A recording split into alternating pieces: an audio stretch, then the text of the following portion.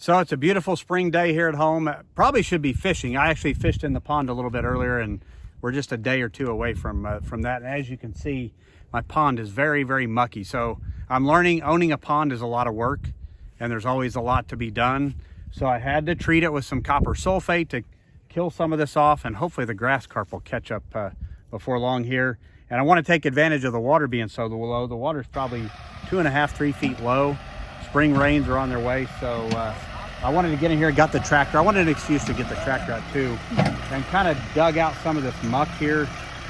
And you guys might remember a blog or a video last year where we were trying to rescue all of our baby bluegills. So we made an emergency spillway with an actual fence on it and all that. So we're just getting in here, cleaning this out. We're gonna redo our spillway, so that way when the springs come and the pond fills up, they're gonna have a little bit better habitat. I'm gonna put a little rock pile here and that kind of stuff, and it'll be a little more cleaned out, so the spillway will be a little more definitive and all our little bluegill won't go away. So fun little project.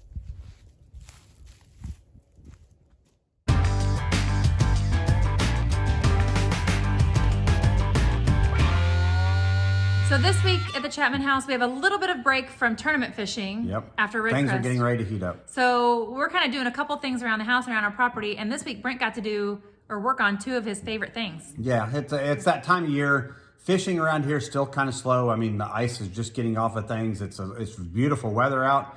It's a good time. The ticks and poison ivy and all that stuff aren't out. So really taking the opportunity to get some things done at the farm and here at the house. It's kind of been a drought winter, so my pond is super, super low, and I hope the rains hurry up and get here. Yeah. But I absolutely love working on that stuff. I got to do some pond maintenance, just some fish habitat stuff, trying to make some improvements there that I think will make it. Because we've only lived here for 1 year. It'll be 1 year in April. Yep, 1 year in April. April. So the pond is still a work in progress, and it has a lot of... Well, it's kind of like I tell you and my dad. We'll add things to the list. I've realized when you live on 20 acres and then you have a farm, and my parents have a farm, there are plenty of projects to do, and there's just small windows to get some of this stuff done, and some of that's now. And the other one is doing controlled burns, burning our brush piles, a lot of brush piles of cutting over the year, but the biggest thing is doing controlled burns for habitat improvement, keeping things healthy and all that. So I really enjoy doing that. It's a good time to get buddies together and get their help and do a good thing for your property and the environment, and that's doing a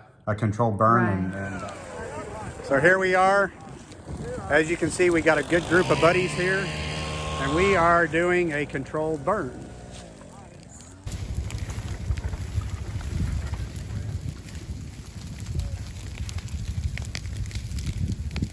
So what this property really needs, going to get in there, get a lot of these cedars killed out of here. It's going to allow that grass to thrive. Can't imagine what this thing's going to look like here this summer.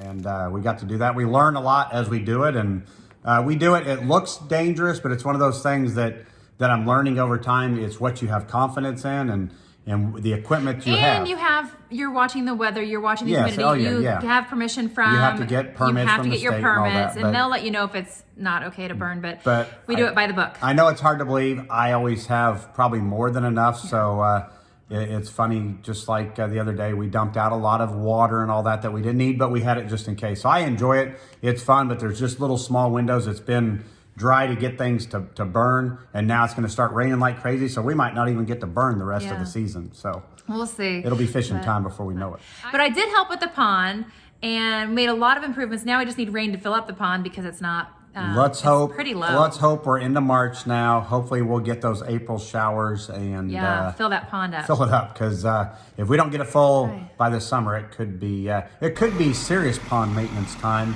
Had I known it was going to get this dry when we first bought it, I probably would have made an effort to drain it and start from scratch. But it is what it is now. Last year we had a ton of rain. Last year it was like one of the wettest years ever, I think, wasn't it? Yeah, and then in the fall when I planted my food plots, we have literally had hardly any precip since. So other than that, it comes in ridiculously cold snow. So since we have a couple weeks before we leave for Sam Rayburn for the next Bass Pro Tour event, this week and next week, we're kind of working on the pond, working on the controlled burn to get all of the grounds and property ready. Doing a little bit in the shop, getting fishing stuff ready. I've got a seminar coming up, so things are starting to get going back where people can go meet people in person and do some seminars. So I'm excited about that. But yeah, fishing's right around the corner, and then it's going to be a whole lot more about on the road and fishing. And I'm sure at some point we'll talk about our crazy schedule coming up and all that logistics we got working on. But it's a fun time. It is a fun time. So we had to redo the dam or the spillway a little bit. That was one of the projects. I come up with all kinds of projects. Like I said, I got a list a mile long of things I want to do, but just tackle that project, and it was fix our spillway. Who'd have thought on a pond you really needed a spillway? But you do. Last spring when we had so much rain, I came out and all of our precious bluegill, our little tiny bluegill, were washing out in the field, and they're literally, I don't know how many perished, but I know we saved a lot as well. That was pretty. That was. Well, Brent had went with his dad down to, what is it, like a fish nursery? A fish hatchery. And got. Not nursery, a fish hatchery, and they bought bluegill and minnows and shiners, all kinds of stuff to kind of try to get the pond going again. And then like 2 or 3 weeks later, we get these torrential rains, and we look out, and all these little baby bluegill are being washed away. I'm watching money washing out of my pond. So we all went out there with our muck boots on, and literally we're like saving little teeny tiny little baby bluegill to put back in the pond. So hopefully we saved.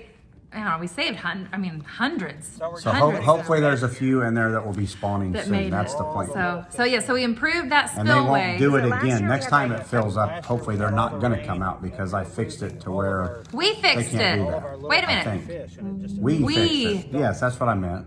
We. Did I not say we?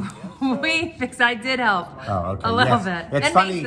I say I have to kind of drag her out to do this stuff. I tell her it's time to do a farm fit workout. I don't ask her if she wants to work on something. I say it's a farm fit workout.